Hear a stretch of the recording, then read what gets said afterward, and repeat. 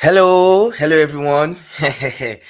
Welcome to the FPL podcast show. This is your host, Wally. My name is down there. This is the first time we're actually going live.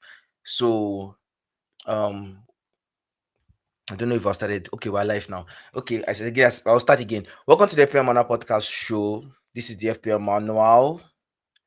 Yes. So, this is the first time I'm going live on YouTube, and I just thought I could sign up with Restream because I don't know, you could see their watermark somewhere.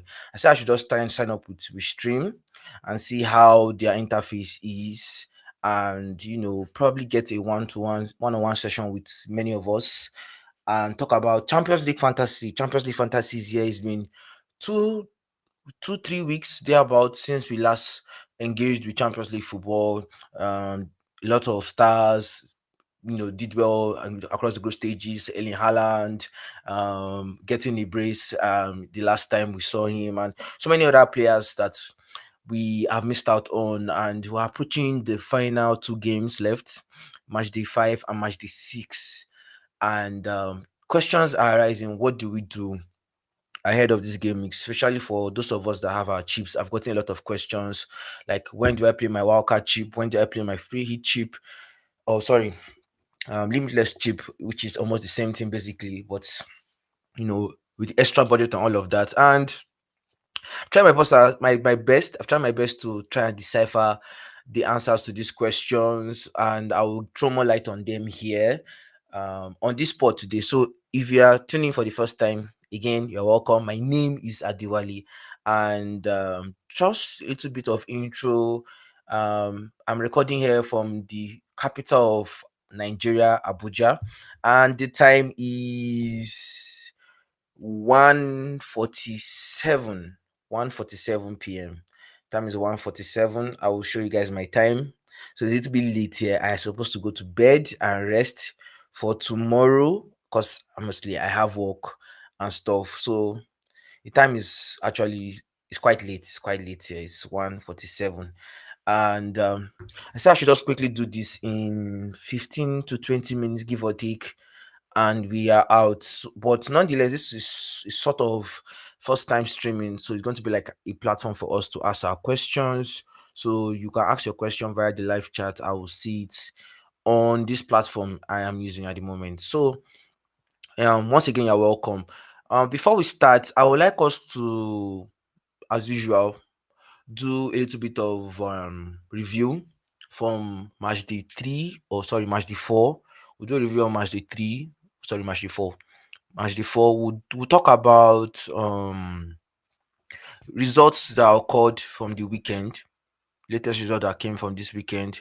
We'll talk about the games coming, the features coming. When is it actually best time to play your free hit? When is it best? Sorry, your limitless or your wildcard chip? I actually just finished writing up an article about that. So if you're following me on Twitter, I'm sure you would have seen it by now. Or those that wake up in the morning probably see it later. So I'm just going to talk about that briefly, and yeah, let's get into it. Let's get into it.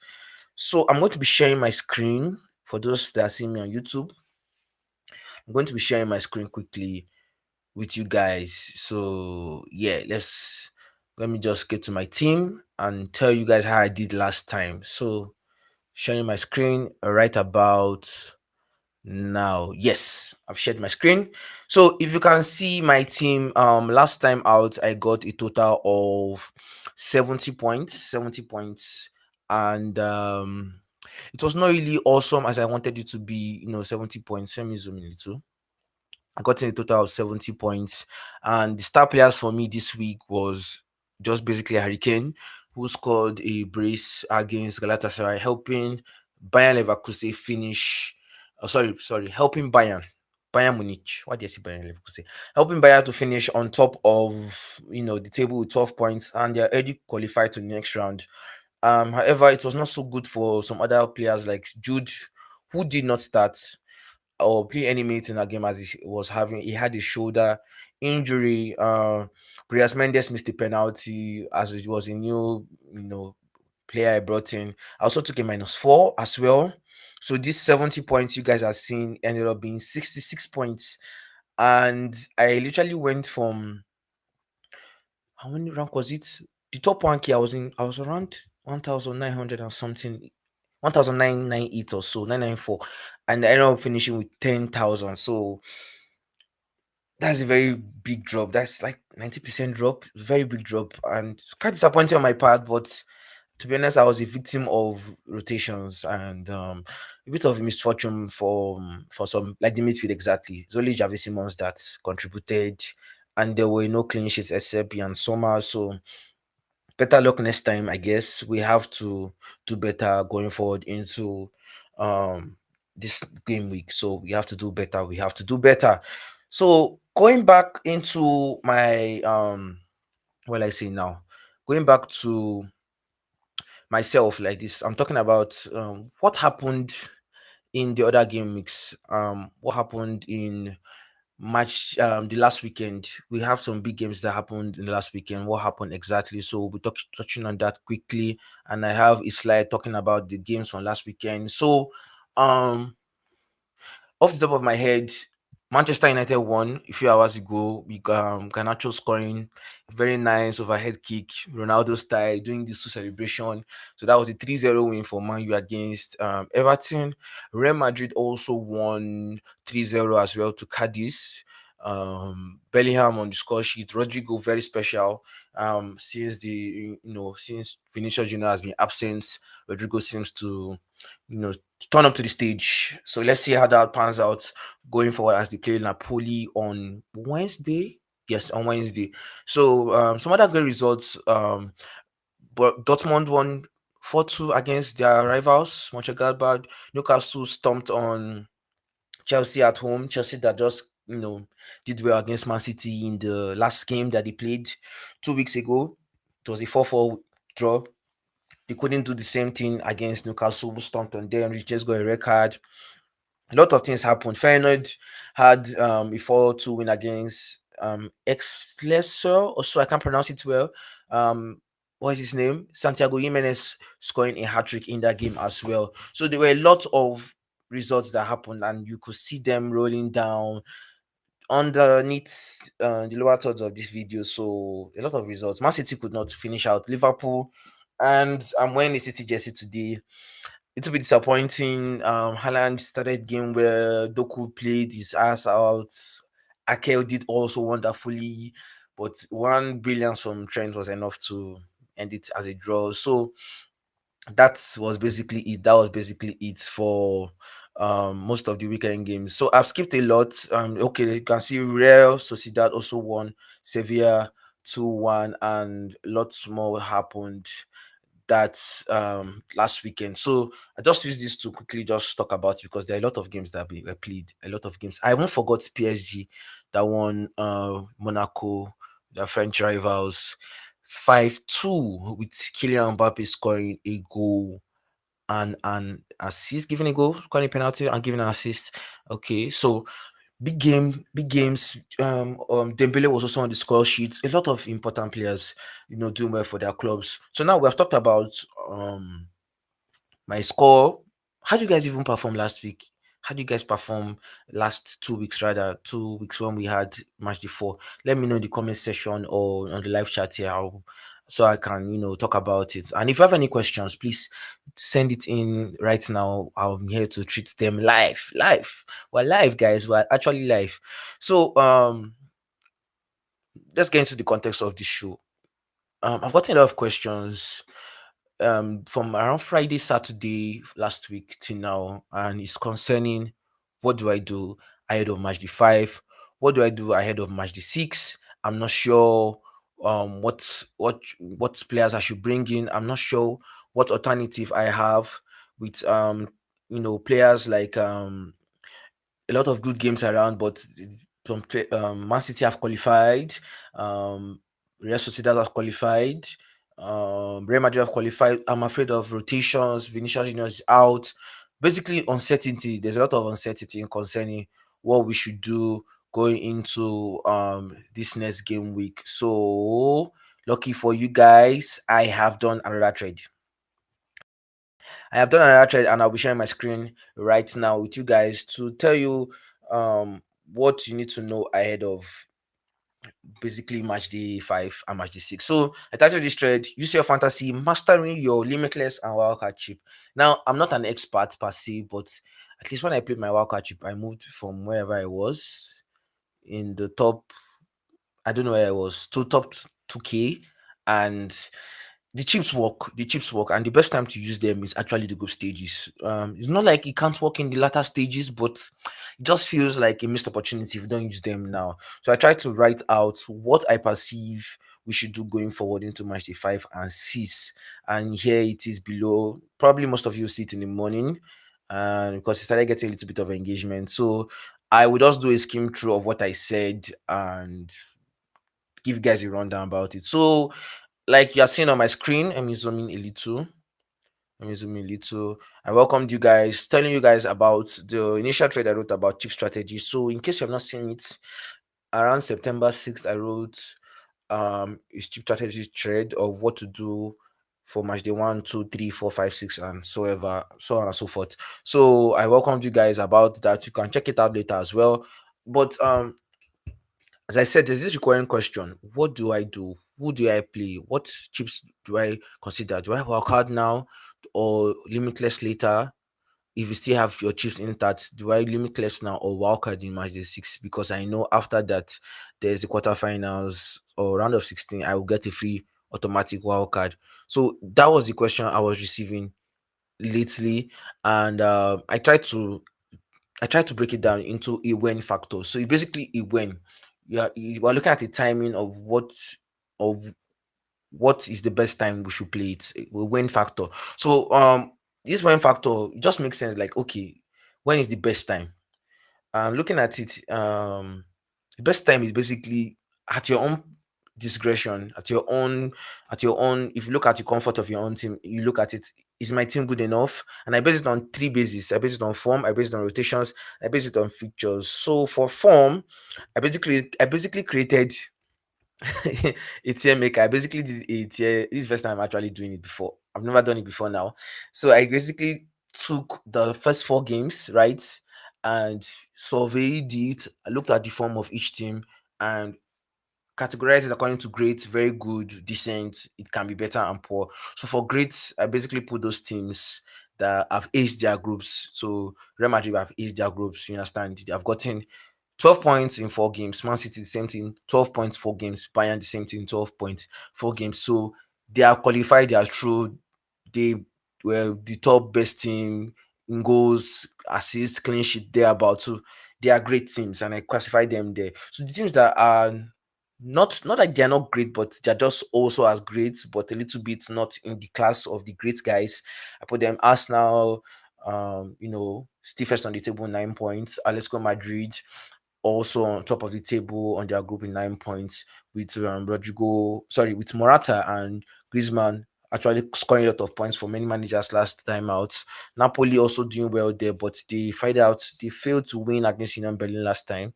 So, and a lot of teams. So it goes down to Barcelona, goes down to PSG, who are on a decent form. They started the group very well against Dortmund 2-0, and they lost 4-1 against what is their name now? Against and Newcastle, and that's one I'm looking at for the Newcastle game, Newcastle PSG game, because PSG lost 4-1 to Newcastle in England, and they are welcoming Newcastle back to France. It's going to be interesting. So I think they'll be looking out to exact revenge. With especially after winning 5-2 against Monaco. Although Newcastle seems to have found their footing even despite the injuries to players like Wilson, suspended players like Tonali, and they have a lot of missing out players. Trippier has been playing left back, right back once in a while.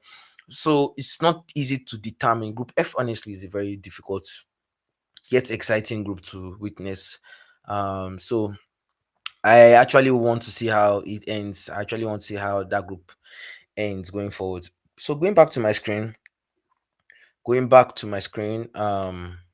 yes, I was talking about the tiers of the players. So if you want more details here, you can also check it out. But teams that can do better, we have Manchester United, Milan, Newcastle, as I mentioned, PSV, they can also do better. The form is a little bit dwindly. So I based it on the first four games. At least we have a little bit of data that looks responsible or a little bit analytical we can work with going forward. So and these are the qualified teams as I mentioned. Bayern, Inter Milan, Leipzig, Man City, Real Madrid, and Real Sociedad. So one of the fear factors I see why people ask, what do I do? Which chip do I play for match 5 and 6 is because they are not certain of among these qualified teams who is going to rotate, who is going to start. I get that question a lot. I got one question in particular asking with Man City qualified and Bayern qualified among the top tier teams, who among what's the name now? Coman and Foden do I keep or do I sell? So the uncertainty is already here. The uncertainty is already here. And truth is, I don't even know the answer.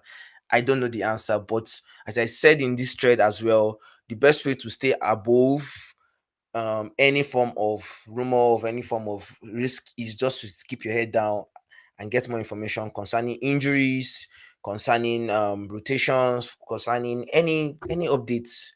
You know, my heard news of Alvarez not starting. He didn't play very well in the Liverpool game against Liverpool. Rather, who knows? Anything can happen. So it remains to be known. But we have a lot of injuries, and it's difficult to tell who's going to rotate or start. But today, that's Monday, we'll be seeing more news on that.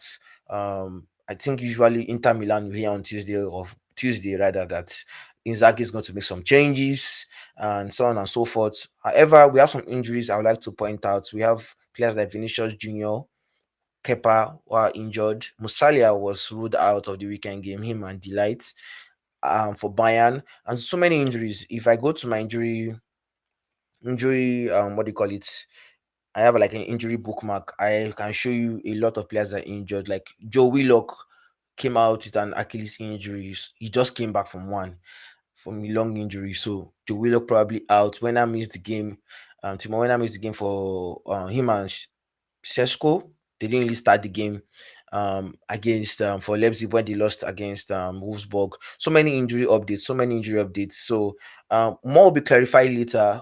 As I said, by the end of today, tomorrow, as Tuesday, we'll be getting more updates on who is and who is not available. So if you want to get more details on why you should not play a wild card or who when you should play a wild card or when you should play a limited, just check out the thread on Twitter, and I'll just quickly skim through the last bit of detail. And I talked about the features. Okay, personally, I feel the most convincing factor is the games available. So for Match 5, we have some nice games available. There's likes of Benfica playing Inter. Benfica are yet to win a game in the Champions League this year. Um, Porto is playing who? Let me see. Porto is playing Barcelona away from home. Young Boys have a home game against Red Star. Man City play Leipzig. So a lot of games here. A lot of games here. But I classified my top four as the Bayern Copenhagen game, PSG Newcastle game, Lazio against Celtic. Celtic are bottom of the table. Newcastle also bottom of the table in Group F. Copenhagen are third on the table, so it's quite tight there. But Bayern should be able to get that home advantage, and Arsenal against RC Lens. So basically, many of these are home games. However, for Match 6, if you want to compare and contrast, you probably go for any of Napoli versus Braga if you are going to leave your chips till then. Leipzig versus Young Boys, easier games for Leipzig, who have finished playing Man City the week before. And Antwerp versus Barcelona, that's a better away game for Barcelona, who can easily win against Antwerp. And Man City will host, or Resta will host Man City as they travel to face them in which country is that? Is it Danish? Denmark? I'm not sure. Yeah, I think so. No, Denmark is Copenhagen. I'm not sure where Resta is from again. Governor Zenda. So yeah, so that those are papers. Those are the games easy to look at for. But on paper they look beautiful. However, we all know things pan out differently most times when it comes to reality. A lot can happen, especially in groups like Group F especially. A lot can happen there. So I will not say I will just work with the present, right? I'll just work with the present now and say Match 5 looks more exciting, although Match 6 have a lot of prospect. Match 5 looks like a good time to play your chips available. Yes. But before we get into um what other chips and what other before we waste our time here, because I'm already 20 minutes deep. Before we waste our time here, let's talk about teams going forward and what I have done for my team. What I've done for my team. What have I done for my team? So basically, basically going to talk about that now. So looking at my team, I have decided that maybe match day 5 is the best time for me to play my own chips. Maybe, maybe, maybe match day 5 best time to play my own chips. And this is what my team looks like right now. Right now, this is what my team looks like. I have not really done a lot of tinkering around this.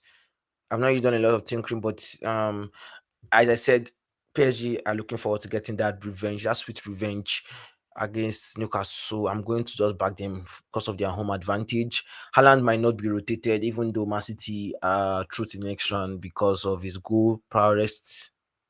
Alvarez cannot really do as much, but we're going to get more updates to see if he starts. Harry Kane probably might be rested, probably might start, but on paper, it still looks like one of the best options to have. 40% owned. We want to have him. I'm a big fan of Feyenoord, and since I can't find a way to fit in Santiago Jimenez, who got a hat trick, why not just keep Calvin Stengs, my brother from another mother, Calvin Stengs. I'm a big fan of him. I'm a big fan of how he plays and how instrumental has been for Feyenoord so far. So he makes the midfield there. Jude Bellingham is back from injury, so I once moved him out, but he's also in the team as well. Phil Foden, we need to get more news. Will he start? I'm not sure. Theo Hernandez scored a penalty for AC Milan in the win against Fiorentina.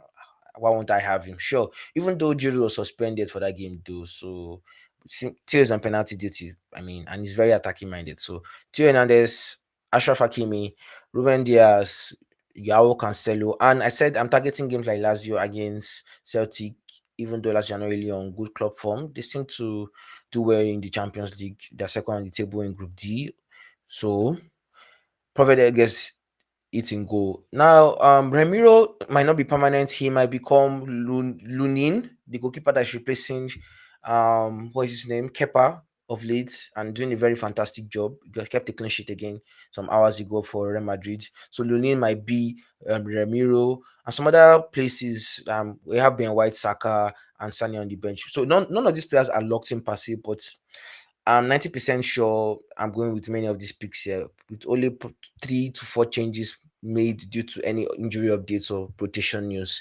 And I'll be sharing with you guys what that team will finally look like. So yeah, this is my team. This is my team at the moment. This is my team at the moment. I said I wanted to make this short. However, we are still 30 minutes each deep. So that's my team. If you have any questions concerning your team and you find any of this material helpful, I would really appreciate it if you could share, like, retweet on Twitter. I also share this for others. If you're on YouTube, you can link your pal. Oh, this guy just said something about Champions League. I like what he said. It will be profound. Yeah, so it will be be very useful for me. I really appreciate it. So we're about to end this now. I feel like I'm missing something. Yes. Okay. First of all, I want to apologize for the differential trade. I did not bring out a differential trade this week because I basically didn't have enough time to research. I usually take my time to research on topics like this. And the last back to back weeks, the differentials were good. The first week came out fine. Second week, not so fine. Only folding scoring. But this week, I was not able to bring out a lot of differentials. So I apologize. Fingers crossed, game match day 6, I will actually write something concerning differentials, who you should bring in for your team and so on. Lastly, for captaincies, I mean, this will be easy for us to know who to captain right now. It's either Jude, Haaland, or what is his name? Harry Kane. Those are the top captains on paper. However, if you want to be different, Sani Mbappe, like myself, I'm going different with Mbappe. Mbappe is a very good option considering the stakes for PSG and their final home game in the group stages so far. So they need to actually come out on top against Newcastle. So what else? Top captains, top differentials. It's time to end this podcast. Time to end this podcast. So if you don't know, we are recording this on both YouTube, and I'll edit the audio for the podcast, so it will be to be much clearer and sound a little bit better for you guys. So we're ending this right now. The little I can say is have a blissful match day 5 ahead, and may your arrows be green. We're bringing this show to a wrap, and I'm just going to say thank you guys for tuning in. For those that tuned in, thank you so much. I didn't really get any questions, but I tried to answer the questions I got over the entire week. I have been away till now, so thanks for staying tuned. We're ending this right now. Peace. Bye bye. Bye, guys.